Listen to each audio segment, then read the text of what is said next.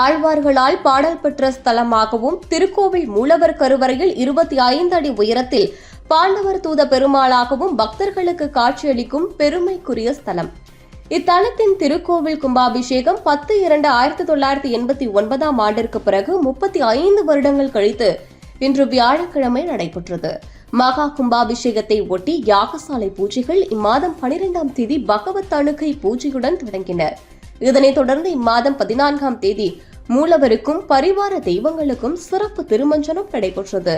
15ஆம் தேதி வியாழக்கிழமை காலையில் மகா பூர்ணாகதி தீபாராதனை நிறைவு பெற்று புனித நீர்க்குடங்கள் பட்டாச்சாரியார்களால் ராஜகோபுரம் மற்றும் பரிவார கோபுரங்களுக்கு எடுத்துச் செல்லப்பட்டு மகா கும்பாபிஷேகம் நடைபெற்றது.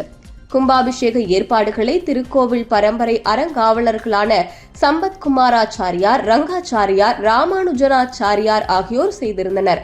விழாவினை முன்னிட்டு ஆலயம் முழுவதும் வண்ண விளக்குகளாலும் வண்ண மலர்களாலும் அலங்கரிக்கப்பட்டு இருந்தது. அறநிலைத்துறை காஞ்சிபுரம் சரக இணை ஆணையர் வான்மதி, உதவி ஆணையர் லட்சுமி காந்தன் பாரதி, செயல் அலுவலர் நா தியாகராஜன் ஆகியோர் உட்பட பலரும் கலந்து கொண்டனர். காஞ்சிபுரம் SP கே சண்முகம் தலைமையில் போலீஸ் பாதுகாப்பு ஏற்பாடுகளும் செய்யப்பட்டிருந்தன. மகா கும்பாபிஷேகத்தை அடுத்து மூலவருக்கும் பரிவார தெய்வங்களுக்கும் சிறப்பு திருமஞ்சனமும் தீபாராதனையும் நடைபெற்றன. கும்பாபிஷேக விழாவிற்கு வந்திருந்த அனைவருக்கும் கோவில் சார்பிலும் பல்வேறு தன்னார்வலர்களும் அன்னதானம் வழங்கினர்.